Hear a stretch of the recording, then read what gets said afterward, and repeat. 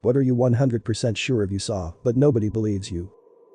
When I was a kid, I had this really creepy clown that was sat on a little wooden swing that hung from my fireplace in my bedroom.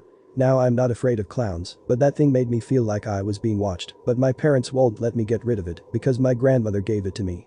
One day I had had enough of the damn thing. I was probably about 10 because it wasn't long before we moved out of that house.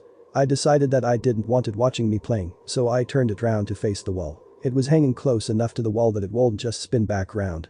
I sat back down to continue playing with my brats, and after a few minutes I got that prickly feeling like I was being watched again. I looked over my shoulder and that fucking clown's head was on backwards. I noped the fuck out and ran downstairs screaming and crying and begged my mother to come up and look.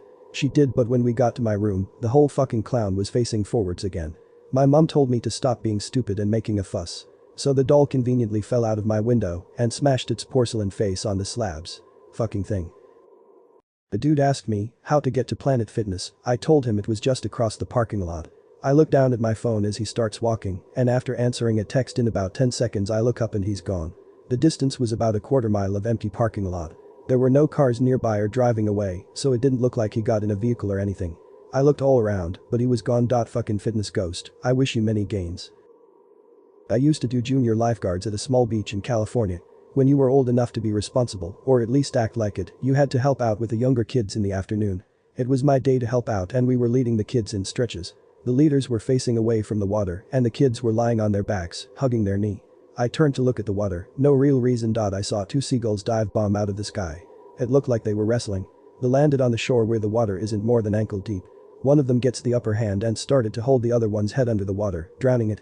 Seagull 2 breaks free, rears its head back, screeches, then stabs the first seagull in the chest with its beak. The first seagull then takes off real quick and the second one flies after it. Not a single person believed me. In the UK, a while ago we had builders repairing the fence in our garden and me being the curious kid decided so stay there all day and watch them. They were halfway through changing the fences out when I saw something crawl out of the hole. Got a closer look and I couldn't believe it was a scorpion. I tried telling everyone what I saw, but they didn't believe me cause a scorpion in the UK just won't happen. Years later I still remember this and no one believes me. Guess I'll bury this with me, but was still a cool thing to see. I live in a kind of condo complex and a lot of people here, including myself, have cats. I know my cat sometimes mingles with the other ones outside and sometimes they fight. Anyways, I was walking back from school at around 3 p.m. and I was just about to walk inside my house until I heard a distant meow and it sounded like my cat. Then there were more and more meows and I kept following it until I reached someone's porch. Nobody lived in that condo, so I just walked onto the porch and I shit you not, I saw about a dozen, 10 to 14, cats having a meeting. An actual fucking meeting. They were all sitting in a perfect circle. My cat was a part of it too, occasionally meowing but all acting very polite cordially, no hissing, licking, fighting, or anything. Nobody fucking believes me that I saw the neighborhood cats have a meeting. This is probably a pretty boring one, but while I was snorkeling in Lanzarote with my family when I was 11, I saw a cute brightly colored fish. The water was crystal clear and as I swam up to it and reached out to touch it, I saw something like a tiny flicker of lightning shoot out of its mouth and hit my fingers. It felt like a static shock when it connected and I spluttered up out of the water and let out a yelp. My dad asked what was wrong and when I explained, both parents looked at me like I was crazy. I don't really know what kind of sea life can do that kind of thing and being so young at the time, I didn't really bother looking it up. But it was always a weird memory that stuck with me the time a fish electrocuted me. Lol. I was up early and killing time on the computer before leaving for work. I hear a tap on my front window.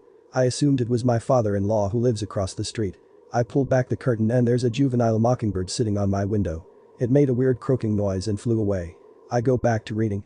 About a minute later, I hear the tap again, pull back curtains, same bird. It made eye contact, made a sound, then flew to a branch in front of the window. My wife was still in bed and I didn't want her to think I was leaving for work, so I called to her, I'm going outside, there's a bird trying to get my attention.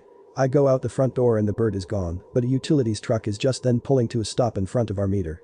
We forgot to pay the water bill.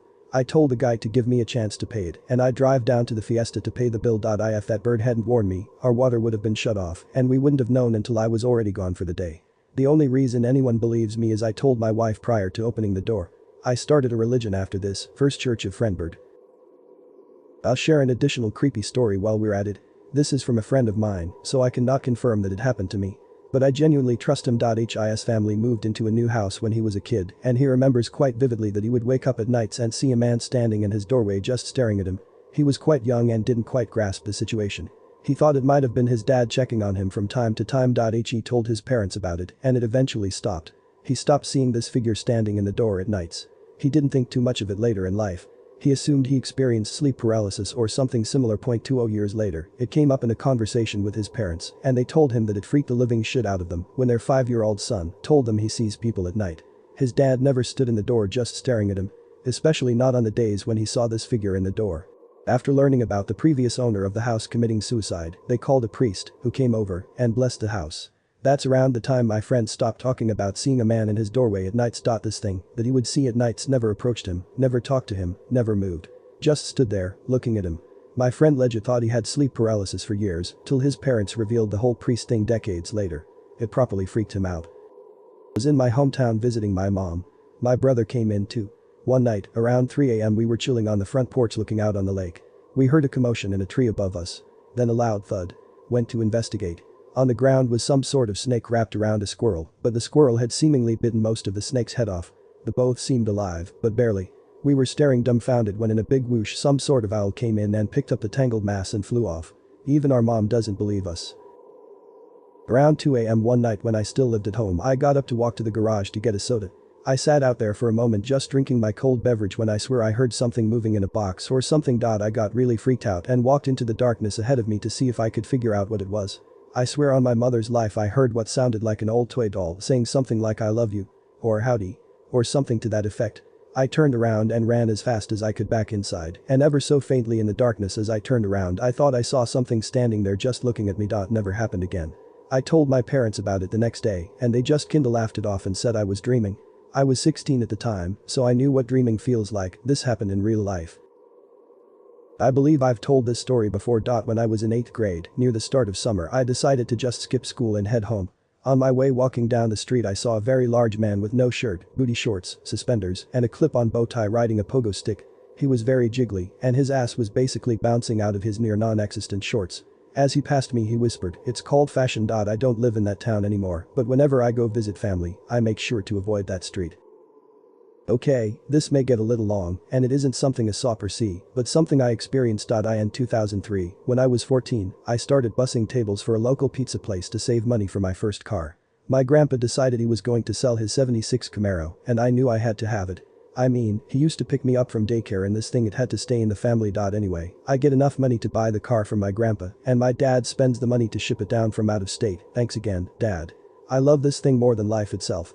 It smells the way I remember. It struggles to start without giving it a little gas, but once you get her running, she rolls like a top.